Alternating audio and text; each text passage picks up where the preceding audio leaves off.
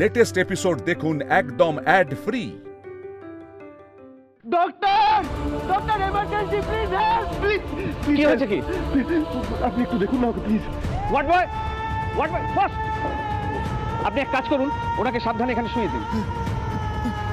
Help করো। আস্তে আস্তে আস্তে। ও মাই গড, এ তো দেখছি প্রচুর ব্লিডিং হয়েছে। এসব হলো কি করে? ডিউটি করতে গিয়ে আঘাত পেয়েছে ডাক্তারবাবু। আপনি প্লিজ কিছু একটা করুন। আমি ওর চোখে মুখে জল ছিটিয়েছি ডাক্তারবাবু, কিন্তু ও তাও জ্ঞান ফেরেনি ওর। আপনি প্লিজ প্লিজ কিছু করুন। হোয়াট বয়, ভেতরে নিয়ে যাও ফার্স্ট। সাবধানে।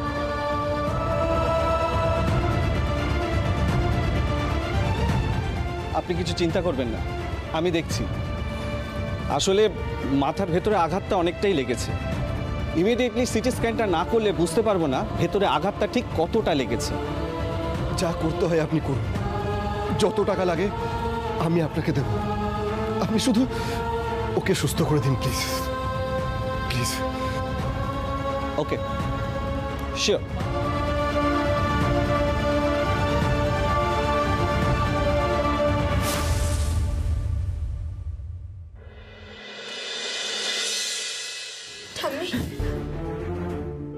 নাজমের খবর পেলি?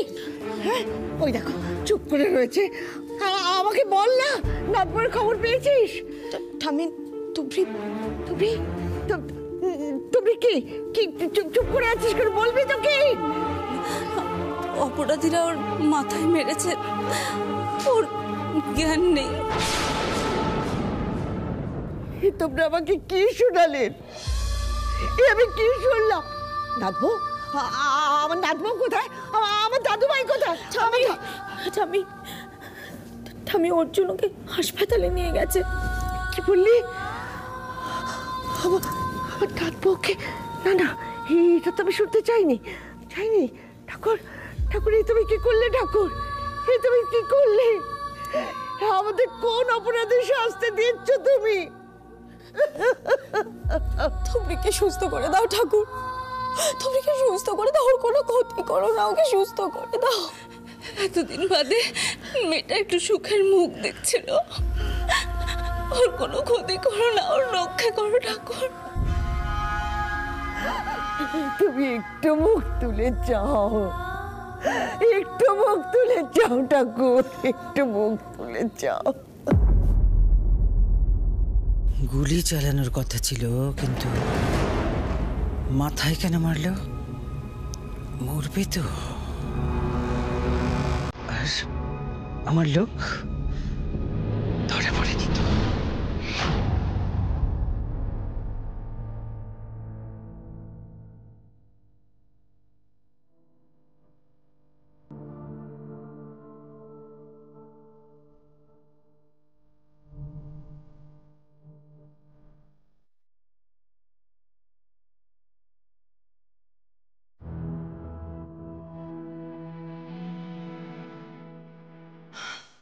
আচ্ছা, এক্সকিউজ মি, একজন পেশেন্ট এসছেন, তুলি বোস। কোথায় আছেন বলতে পারেন? ওই দিকটাতে। আচ্ছা। অর্জুন! মা,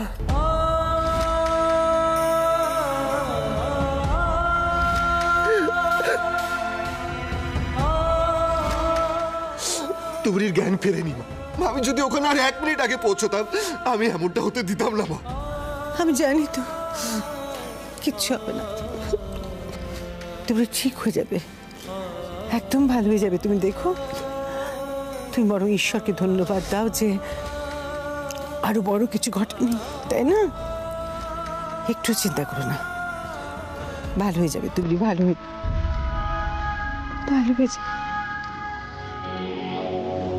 এত সহজে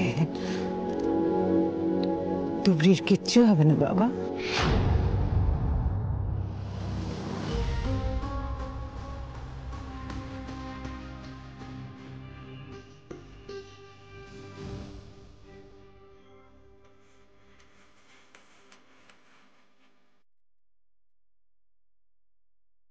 ডক্টর, ডক্টর, ইয়েস সিস্টার। তাড়াতাড়ি আসুন। ওকে চলুন। কি হলো ডাক্তারবাবু? 1 মিনিট।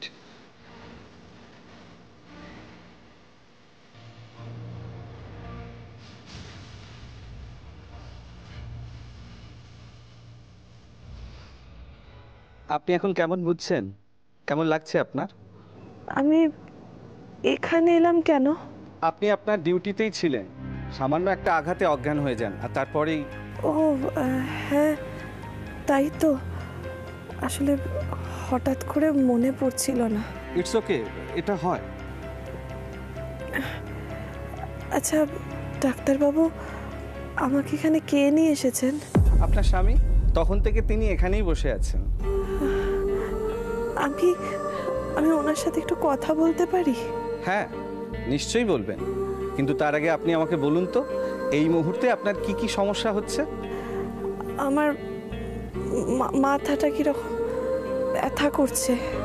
হ্যাঁ ব্যথাটা এখন থাকবে, ব্যথা ছাড়া আই মিন আর কোনো প্রবলেম হচ্ছে কি?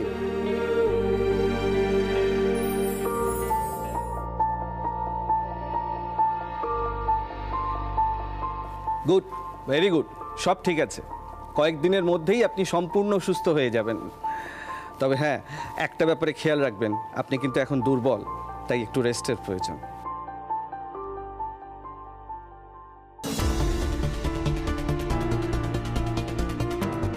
ডাক্তারবাবু কেমন আছে এখন? হ্যাঁ উনি এখন ভালোই আছেন, ওনার জ্ঞান ফিরেছে, ভয়ের কিছু নেই।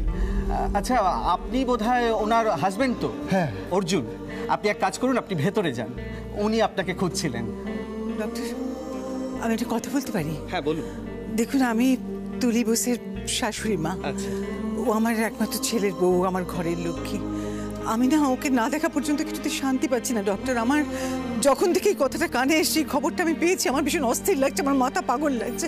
আপনি কি আমাকে একটু ভেতরে যেতে দিতে পারেন? হ্যাঁ ঠিক আছে, আপনিও যান, কিন্তু একটা বিষয় খেয়াল রাখবেন আর কি, মানে ওনাকে দিয়ে বেশি কথা বলাবেন না। No, sir. শরীরটা দুর্বল তো, একটু রেস্টের প্রয়োজন। Sure sure. ওকে।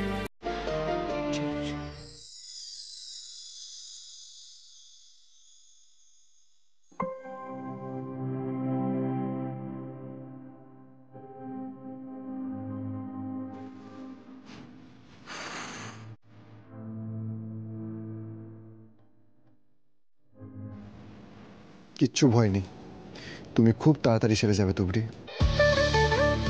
আচ্ছা শোনো না, বলো। বলছি তুমি না বাড়িতে একটা ফোন করো, ওরা সবাই খুব চিন্তায় আছে যেন, আর বাড়িতে তাদের জানিয়ে দাও ওদেরকে, কেমন? ঠিক আছে, আমি করছি ফোনটা।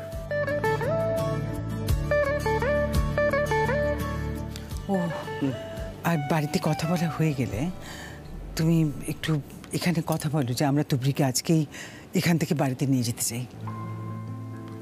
সে কি আজকেই বাড়িতে নিয়ে যাবে? মানে তুবড়ি তো এখনো পুরোপুরি সুস্থ হয়নি, তাছাড়া আর যদি ফার্দার কোনো ইনভেস্টিগেশন চেক আপের ব্যাপার থাকে তাহলে কি করবে? না না দেখো, আমি না কিছুতেই এইরকম একটা জায়গায় তুবড়িকে ফেলে রাখতে পারবো না। আমি ওকে বাড়িতে নিয়ে যেতে চাই, আমাদের সকলের চোখের সামনে, সকলের যত্নে ও ঠিক ভালো হয়ে যাবে, আর যা ট্রিটমেন্ট বাড়িতেই করা যাবে। তুমি প্লিজ ডাক্তারের সঙ্গে কথা বলো। আমার কিন্তু মনে হয় মা এই কথাটা ঠিকই বলছেন, বাড়িতে ফিরলে তুবড়িরও ভালো লাগবে, আর আমরা সবাই তো আছি, তুবড়ি ঠিক সুস্থ হয়ে উঠবে। হ্যাঁ আমারও তাই মনে হয়। আর শোনো না, তুমি ওই বাড়িতে ফোন করে কথা বলা হয়ে গেলে ডক্টরের কাছে একটু যাও, ওনার সঙ্গে একটু কথা বলো, আর যা যা ফর্মালিটিস আছে হসপিটালের সেগুলো সব সেরে ফেলো। হ্যাঁ হ্যালো, হ্যাঁ আমি দেখছি। হ্যাঁ হ্যালো। কি শালাবাবু, এবার একটু চিন্তা কমলো? হ্যাঁ, তোমার বরকে তো আটকে রাখা যাচ্ছে না। আরে তোমার জন্য চিন্তা করে করে নিজের চোখে দেখো চেহারার কি অবস্থা করেছে, দেখো। আচ্ছা আপনি ওখানে কেন গিয়েছিলেন? আপনার তো ওখানে যাওয়ার কথা ছিল না। টিভিতে দেখলাম তো, আর টিভিতে ওভাবে দেখার পর তোমাকে ও তো ও মাও অনেকবার করে অর্জুনকে বলেছেন তোমাকে নিয়ে আসতে, তাই। আপনার যদি কিছু হয়ে যেত? কি করব, মায়ের আদেশ, যেভাবেই হোক ঘরের লক্ষ্মীকে ঘরে ফিরিয়ে আনতে হবে, ব্যাস।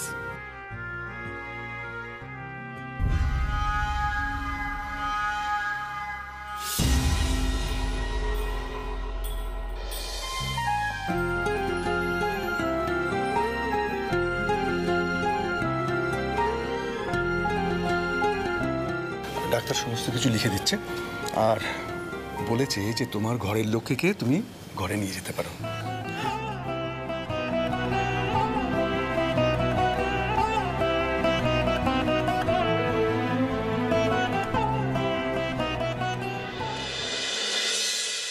এখন কোনো অসুবিধা হচ্ছে তোমার? মাথায় কোনো ব্যথা নেই তো? আমি একদম ঠিক আছি, আপনি ভাববেন না তো। যান না, কোথাও থেকে একটু ঘুরে আসুন। তোমাকে এই অবস্থায় ফেলে আমি কোথায় যাবো তুবরি?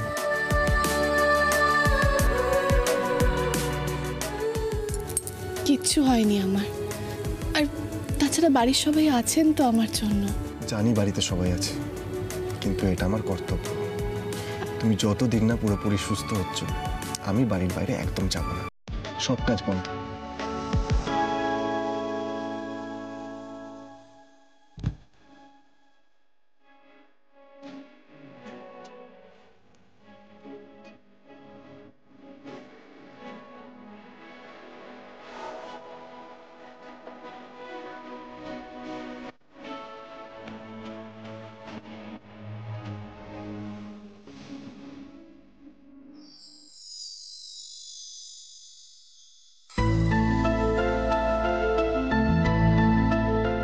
কপত কপতি মিলে কি কথা হচ্ছে?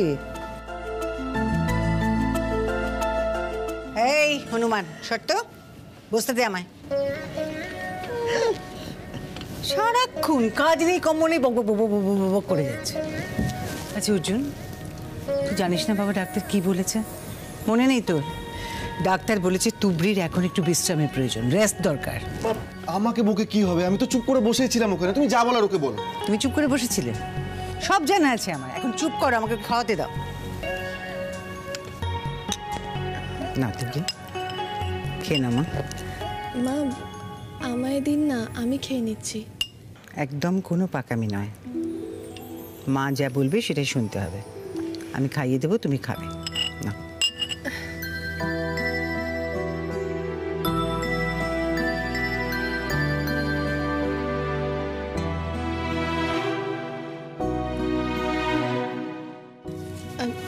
ঠাম্মা, কেঁদে কেঁদে চোখ মুখের কি অবস্থা করেছো তুমি? ও মা, কাঁদবো না? 10টা নয়, 5টা নয়, একটাই তো আমার কাঁদবো। এবার তো আমি বাড়ি এসে গেছি নাকি? এখন একটু ভালো করে হাসো, হাসো। জানিস তো নাথবো, টিভিতে তোর ওই খবরটা দেখে না খুব ভয় পেয়ে গেছিলাম। আমি কিছুতেই না স্বাভাবিক হতে পারছি না। ঠাম্মি, তুমি এবার একটা কাজ করো। এখন তো সবকিছু ঠিক আছে, তুমি এবার একটা সেলফি তুলে স্ট্যাটাসে দিয়ে দাও। ভালো ভালো কমেন্ট আসবে, তোমার মন ভালো হয়ে যাবে।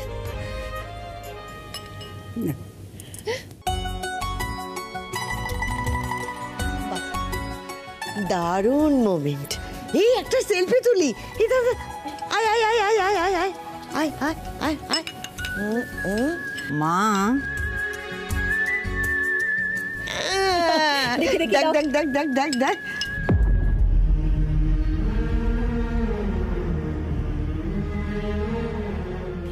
কি কি হয়েছে তুবড়ি? কি হয়েছে মা? ব্যথা পেরেছে না? তুমি খেয়ে নাও, আমি এক্ষুনি ওষুধ দিচ্ছি ব্যথা। না মা, ব্যথা করছে না, ভালো লাগছে, ভীষণ ভালো লাগছে। আপনার মধ্যে আমি নিজের মাকে দেখতে পাচ্ছি। বড্ড ইচ্ছে করছিল খাবারে বিষ মিশিয়ে নিয়ে আসি আর নিজের হাতে যত্ন করে তোমাকে খাইয়ে দিই, কিন্তু তা তো করতে পারবো না। সরাসরি কিছু করলে ছেলেটা আমার থেকে দূরে চলে যাবে, আর তাই লড়াইয়ের ধরন বদলে ফেলেছি। এই কটা বাজে দেখ না, চা পাচ্ছি না। এই তো চা চলে এসেছে, দাদা চা। ছোট বৌমা, এই এক কাপ চায়ের জন্য কতক্ষণ ধরে বসে রয়েছে তুমি জানো? সেটাই তো মা, আমি যতবার ঘড়িটার দিকে তাকাচ্ছি ততবার দেখছি 6:30 বাজে। টাইম যেন আজকে কাটতেই চাইছিল না। আর তুমি তো 7টার আগে চা খাও না, তাই না? দেবী, আপনার একবারও মনে হলো না, মানে সন্দেহ হলো না যে ঘড়ির কাঁটাটা এগোচ্ছে না কেন? হ্যাঁ, সেটাই তো বুঝতে পারছি না। কাকিমা, কখনো কখনো এরকম হয় বুঝলে, দেখবে দুদিন ধরে ঘড়ির কাঁটা শুধু ওই 6:30তেই আটকে আছে, এগোচ্ছেই না। দাঁত, সেটা আবার হয় নাকি? হ্যাঁ হ্যাঁ হয়, সব হয়, মানে সব পসিবল। আর এরকম হলে কি করতে হয় জানো? কি করতে হয়? ঘড়ির ব্যাটারিটা বদলে দিতে হয়। ও, মানে ব্যাটারিটা ডাউন হয়ে গেছে। হ্যাঁ, ব্যাটারিটা ডাউন হয়ে গেছে, ঠিক তোমার মেমোরির মতো। আবার শুরু হয়ে গেল তুমি। এই যে তুমি কেন নিচে নেমে এসেছো তুবড়ি? ঘরে কি করব মা একা একা? আরে সেই জন্যই তো আজকে আমি ঠিক করেছিলাম যে সবাই মিলে একসাথে তোমার ঘরে গিয়ে চা খাবো আর সবাই মিলে জমিয়ে আড্ডা মারবো। আর দেখো তুমি, না আসলে ঘরের মধ্যে বসে থাকলে না নিজেকে আরো রুগী রুগী মনে হবে, তাই নিচে নেমে এলাম। আর তাছাড়া একটু ব্যথা বাঁধে, আর কোনো তো অসুবিধা নেই। আচ্ছা বেশ, তাহলে একটা কাজ করো, চুপটি করে এখানে বসে থাকবে, একদম বেশি নড়াচড়া নয়, কোনো বাড়ির কোনো কাজে হাত দেওয়ার চেষ্টা করবে না। ঠিক আছে মা, তাই হবে। ম্যাডাম, বাইরে প্রেসের লোকজন এসেছে। বলে দাও, এখন কিছু হবে না। ওরা শুনতে চাইছে না ম্যাডাম, তুলি বোসের ইন্টারভিউ নিতে চায়। না না, বারণ করো না, বারণ করো না, তুমি ওদের ভেতরে পাঠিয়ে দাও। যাও যাও যাও যাও। মা, পাঠিয়ে দেবে কেন বলছেন? ও শরীরটা খারাপ, আবার এক গাদা প্রশ্ন করবে, উত্তর দিতে গিয়ে তো। কি যে বলো না বড় বৌমা, নাত বইয়ের ইন্টারভিউ নেবে, টিভিতে দেখানো হবে, আমরা দেখবো, সাথে সাথে কত লোক দেখবে বলো তো। এই দেখো, আমি কি বলবো বলো তো এই ব্যাপারে, আমি এসব পারি না। তুবড়ি, তুমি প্লিজ ভয় পেও না, ওরা তোমাকে যা যা প্রশ্ন করবে তুমি তোমার মতো করে উত্তর দেবে, তাহলেই তো হয়ে গেল। ম্যাম, প্রথমে একটি প্রশ্ন মাথায় আসছে, আপনি এরকম একটি পরিবার থেকে আসার পরও কনস্টেবলের চাকরি করছেন কেন? চাকরিটা কনস্টেবলের নয়, পুলিশের। আর এটা আমার স্বপ্নের চাকরি ছিল। কনস্টেবল হিসেবে আমি সেই সুযোগটা পেয়েছি। আমার বিশ্বাস যে আমি আমার ডেডিকেশন দিয়ে আরো অনেক দূর এগিয়ে যাব। আর হ্যাঁ, পুরো ব্যাপারটা সম্ভব হয়েছে আমার পরিবারের জন্য। ওনারা সবাই আমায় সাপোর্ট না করলে আজ হয়তো এই চাকরিটাই আমি করতে পারতাম না। কাল ঘটনাটা ঘটার পর যখন সব পুলিশরা চলে গেছিল, আপনি যাননি কেন? কর্তব্য, চলে গেলে গাফিলতি হতো, আর সেটা আমি কখনোই করতে চাই না। আপনার এই কাজে সরকার ও প্রশাসন খুব খুশি। আপনি কি জানেন, আপনার এই সাহসিকতার জন্য আপনাকে বিশেষ সম্মানে সম্মানিত করা হবে?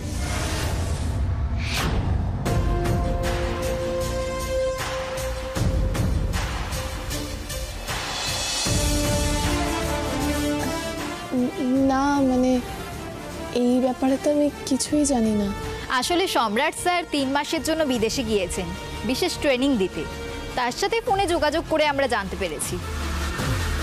Thank you ma'am, all the best. Thank you.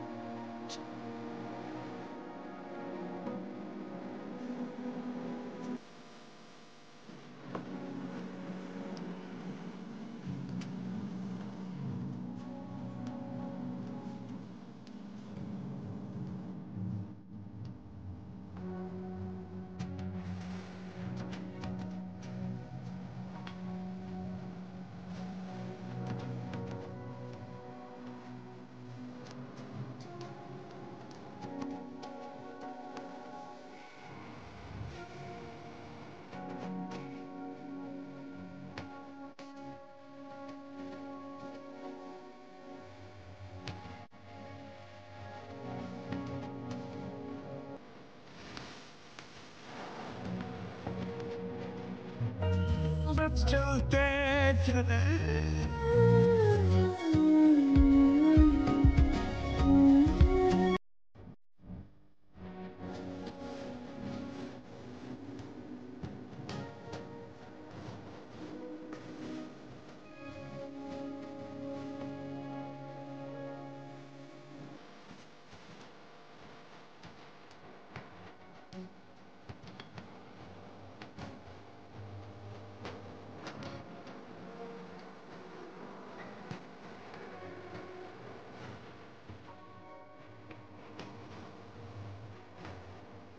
हाँ